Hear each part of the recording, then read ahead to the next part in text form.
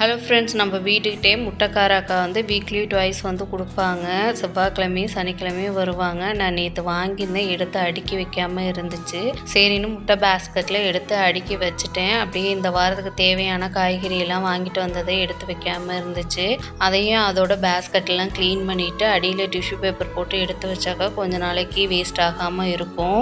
எல்லாத்தையும் எடுத்து அரேஞ்ச் பண்ண ஆரம்பிச்சிட்டேன். இந்த டப்பாவில் வந்து அடியில் நெட்டு போட்டிருந்தாலுமே தண்ணி அடியில் தான் இருக்குது. ஆனாலும் சீக்கிரமே காய் வீணாக போயிடுது. சரின்னு அதுக்கும் இந்த வட்டம் டிஷ்யூ பேப்பர் போட்டு எடுத்து அரேஞ்ச் பண்ணி வச்சுருந்தேன். பட்டாணி வந்து இப்போ சீசன் போல் இருக்குது. அதனால ஒரு 1/2 கிலோ போல் வாங்கி உரித்து எடுத்து வச்சுக்கிட்டோனாக்க இந்த வீக் ஃபுல்லாக யூஸ் ஆகும். பச்சை மிளகாயை வந்து காம்பு ஃபுல்லாக கிள்ளிட்டு டப்பாவில் போட்டு ஸ்டோர் பண்ணி எடுத்து வச்சுக்கிட்டேன். அப்போ தான் சமைக்கும் போது எடுக்கிறதுக்கு ரொம்பவே ஈஸியாக இருக்கும்.